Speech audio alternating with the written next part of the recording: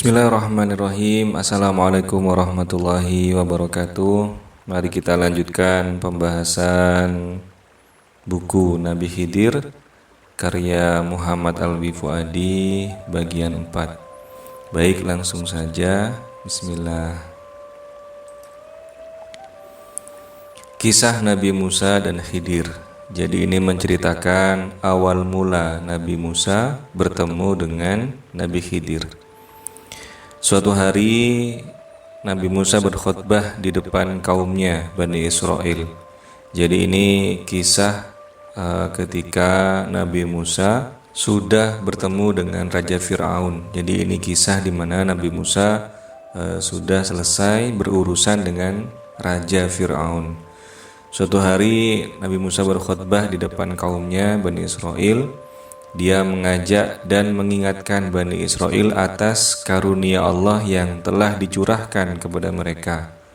Saat itu Nabi Musa berkhutbah dengan tutur bahasa yang membuat pendengarnya bisa meneteskan air mata, membuat hati bergetar dan kulit merinding.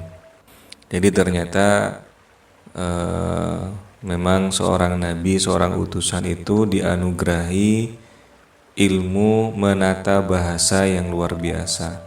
Bagaimana ketika beliau mengatakan atau ketika beliau mengungkapkan sebuah kata-kata, bagi pendengarnya itu bisa membuat hati bergetar. Jika kata-kata itu keluar dari akal pikiran, maka yang menerima akal juga. Tapi ketika kata-kata itu keluar dari hati, maka yang menerima pun akan diterima oleh hati. Tiba-tiba salah seorang dari kaumnya maju dan dengan lantang berseru, "Wahai Nabiullah, siapakah di muka bumi ini yang paling alim?" Jawab Nabi Musa, "Aku."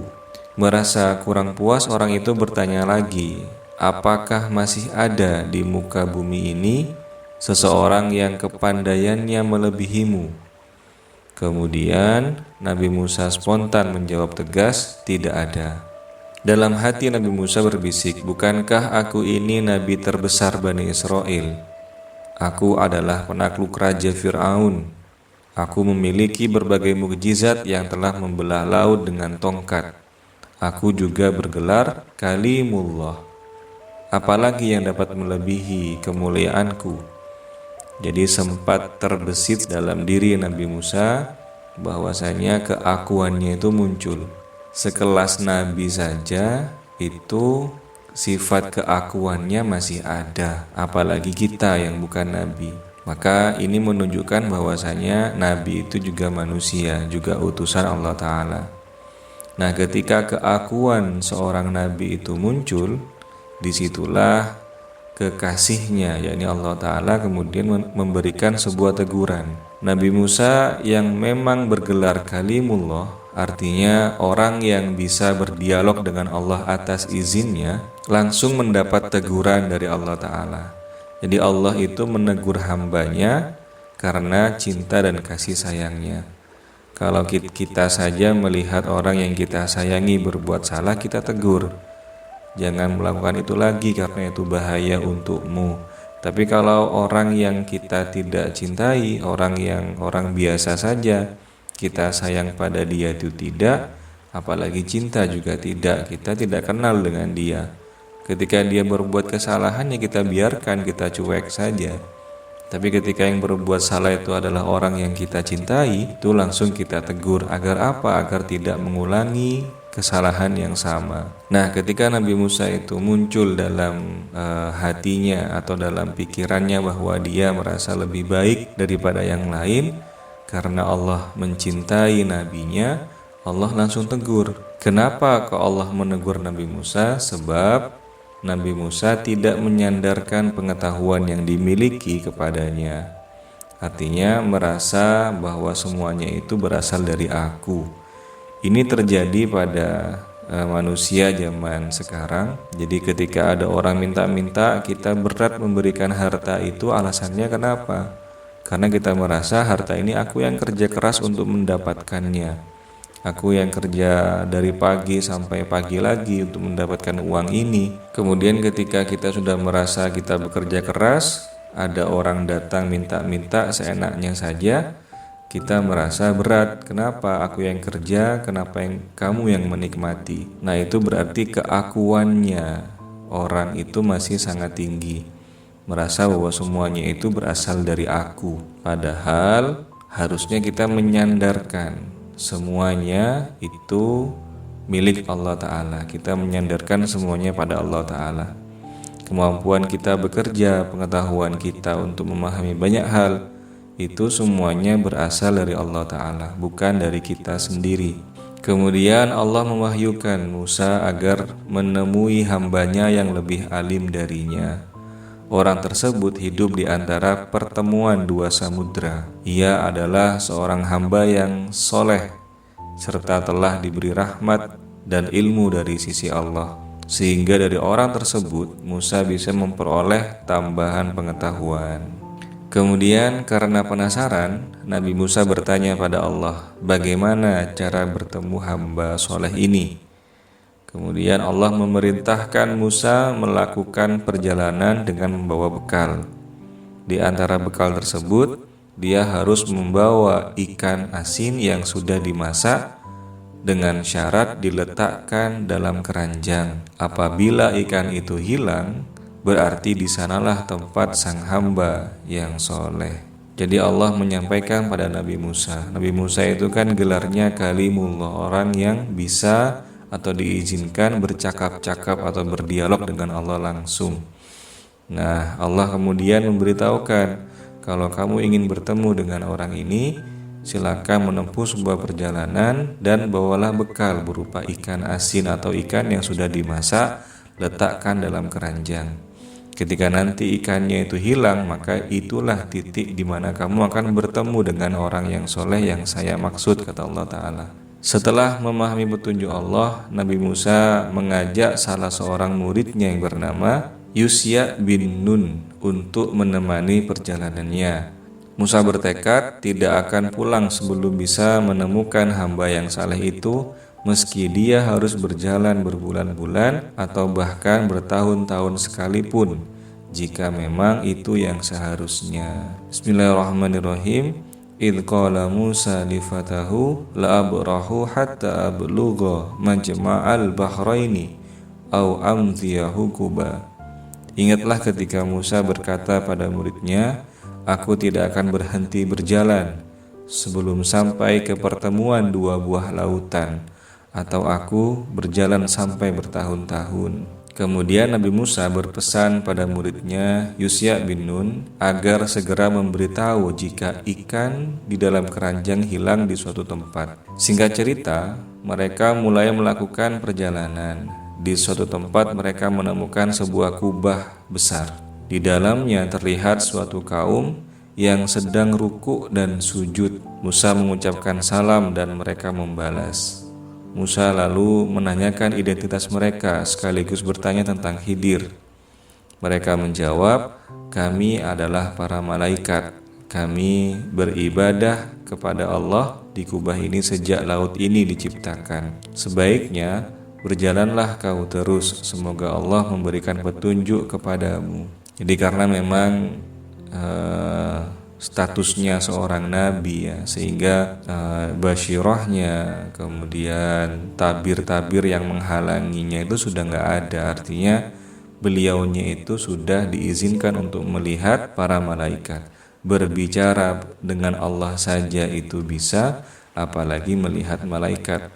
Sehingga di suatu perjalanannya Nabi Musa itu bertemu dengan sekelompok malaikat yang sedang melakukan sebuah ruku dan sujud sejak laut itu diciptakan.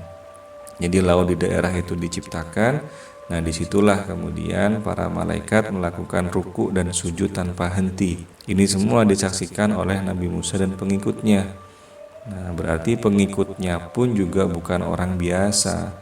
Artinya Yusya bin Nun ini juga karena mungkin ada amal yang diterima oleh Allah Ta'ala, sehingga kemudian dia pun diizinkan untuk bisa melihat malaikat yang sedang ruku dan sujud dalam sebuah kubah. Para malaikat berkata, berjalanlah kau terus semoga Allah memberikan petunjuk kepadamu. Ini petunjuknya, jadi disuruh terus melanjutkan sebuah perjalanannya tadi. Mereka berdua melanjutkan perjalanan. Mereka baru beristirahat ketika tiba di tempat lapang di pinggiran sebuah pantai yang terdapat sebuah batu besar. Karena mereka sangat mengantuk, Musa tertidur pulas. Dia baru bangun saat hujan turun rintik-rintik dan membasahi ikan yang dibawanya. Anehnya, tiba-tiba saja ikan dalam keranjang tersebut hidup, padahal ikan itu sudah dimasak. Bahkan kini ikan itu melompat ke laut tanpa disadarinya. Sebenarnya, kejadian tersebut diketahui oleh muridnya Yusya bin Nun. Namun ia lupa memberitahukan kejadian itu pada Nabi Musa. Jadi muridnya Nabi Musa yang menyaksikan ikan itu hidup lagi dan masuk ke dalam laut itu lupa yang mau mengabarkan kepada Nabi Musa. Jadi muridnya ini terus lupa hingga perjalanan mereka sudah berjarak cukup jauh. Mereka baru berhenti ketika merasa lapar. Nabi Musa terkejut saat membuka keranjang, ternyata ikan yang dibawa sudah tidak ada lagi, dan bertanya pada muridnya yang kemudian dijawab dalam surat Al-Kahfi ayat 63. Muridnya berkata, "Tahukah engkau tatkala kita mencari tempat berlindung di batu tadi, aku lupa menceritakan ikan itu, dan tidaklah ada yang melupakan kecuali setan. Ikan itu mengambil jalannya ke laut dengan cara yang aneh sekali." Nah, kita dapat pelajaran dari ayat ini bahwa yang membuat kita lupa itu adalah setan. Jadi al-insanu mahalul khata' wan nisyan. Manusia itu tempatnya salah dan lupa. Allah sudah memprediksi bahwa manusia itu tempatnya salah dan lupa. Kemudian mendengar jawaban itu, Nabi Musa langsung berkata, "Nah, itu dia tempat yang kita cari." Musa sangat senang karena merasa telah mengetahui tempat yang dicari dan sebentar lagi bisa bertemu hamba Allah yang dimaksud. Mereka pun kembali ke tempat mereka beristirahat. Ketika Musa dan muridnya sampai ke tempat mereka kehilangan ikan, mereka menjumpai seseorang bertubuh kurus. Dari raut mukanya memancar cahaya takwa dan iman. Orang itu sedang menunaikan sholat di tanah lapang yang berada di tepi laut. Musa berkata kepada Yusya bin Nun, "Kembalilah kau ke Bani Israel, temanilah Harun sampai aku kembali." Nah, di sini kemudian Nabi Musa bertemu dengan seorang yang perawakannya itu kurus, dari wajahnya terpancar cahaya takwa dan iman. Beda kalau kita melihat orang biasa dengan orang yang rajin ibadah itu beda. Kalau orang yang rajin ibadah, dari wajahnya terpancar cahaya yang membuat kita itu senang melihatnya. Jadi dilihat tuh adem gitu. Nah, itu adalah tanda-tanda pancaran cahaya ibadah. Jadi terutama bagi orang yang rutin sholat tahajud, rutin sholat malam, rutin mendirikan sholat malam, jadi terjaga ketika malam hari, itu cahaya akan terpancar dari wajahnya ketika pagi harinya, ketika siang harinya. Nah, itu adalah hadiah karena dia mau beribadah di saat orang lain sedang tertidur. Nah, kemudian ketika bertemu dengan Nabi Khidir, orang yang kurus tadi itu, Nabi Musa berkata pada muridnya, "Kembalilah ke Bani Israel, temanilah Harun sampai aku kembali." Nabi Harun ini maksudnya, karena Nabi Musa itu adalah abangnya atau kakaknya Nabi Harun. Ketika Nabi Musa sedang melakukan sebuah perjalanan, umatnya dititipkan pada Nabi Harun. Setelah itu Nabi Musa menunggu hamba saleh tadi hingga selesai sholat. Merasa ada yang mendekatinya, Khidir menoleh dan berkata, "Assalamualaikum wahai Musa bin Imran." Kemudian Musa menjawab, "Alaikassalam ayyuhal abdu as-soleh." Khidir menjawab, "Dari mana engkau tahu diriku?" Musa menjawab, "Yang memberitahu aku adalah zat yang telah memberitahukan kepadamu tentangku." Kemudian Nabi Khidir melanjutkan, "Wahai Musa, mintalah apa yang menjadi keperluanmu." Nah, ini merupakan dialog awal ketika Nabi Musa pertama kali bertemu dengan Nabi Khidir. Demikianlah salah satu dari riwayat mengenai pertemuan Musa dengan Khidir. Nah, ada versi lain dari Jarir At-Tabari. Dia meriwayatkan sebagai berikut. Ketika Musa mengucapkan salam kepadanya, orang tersebut menjawab, "Wa anni bi'ardika assalam." "Siapa engkau?" kata Nabi Khidir. Musa menjawab, "Aku Musa." Kemudian orang tadi bertanya lagi, "Musanya Bani Israel?" Musa menjawab, "Benar, aku mencarimu untuk belajar ilmu yang telah diajarkan Allah kepadamu. Sungguh kau tidak akan mampu bersabar bersamaku, wahai Musa. Sebab bagaimana bisa bersabar jika kau menyaksikan sesuatu yang engkau tidak punya ilmu tentang hal itu? Apalagi engkau menghukumi kebenaran dan kesalahan itu hanya dari sisi lahiriah semata. Sedangkan perbuatan-perbuatanku tidak berdasarkan dalil lahiriah yang menjadi sudut pandang kebenaran yang kau pegang. Perbuatan-perbuatanku ini didasari visi yang jauh. Engkau tentu saja tidak punya pengetahuan tentang hal itu." Ini adalah sudut pandang metafisik. Jadi Nabi Musa ini karena saking cerdasnya, mungkin yang diasah adalah akalnya, sehingga bagi Nabi Khidir, Nabi Musa itu masih di level dimana memutuskan benar salah baik buruk dari aspek lahiriah saja. Sedangkan beliaunya itu sudah sikapnya itu visioner ke depan, sudah bukan fisik lagi tapi melainkan metafisik. Sedangkan dalam Badai'u Az-Zuhur disebutkan sebagai berikut. Keduanya berjalan di tepi laut. Tiba-tiba ada burung datang dan mencelupkan paruhnya ke dalam air laut, kemudian mengusapkan air ke sayapnya. Burung tersebut terbang ke arah timur, lalu terbang lagi ke arah barat sampai hilang dari pandangan. Tiba-tiba burung itu datang lagi dengan mengeluarkan suara. Khidir berkata pada Musa, "Tahukah engkau apa yang dikatakan burung tadi?" Musa menjawab, "Tidak." Khidir melanjutkan, "Burung tadi berkata, ilmu yang telah diberikan pada kalian ini sebanding dengan apa yang aku ambil dengan paruhku dari lautan ini." Jadi air yang diambil burung itu kan tidak banyak, beberapa tetes saja, beberapa teguk saja.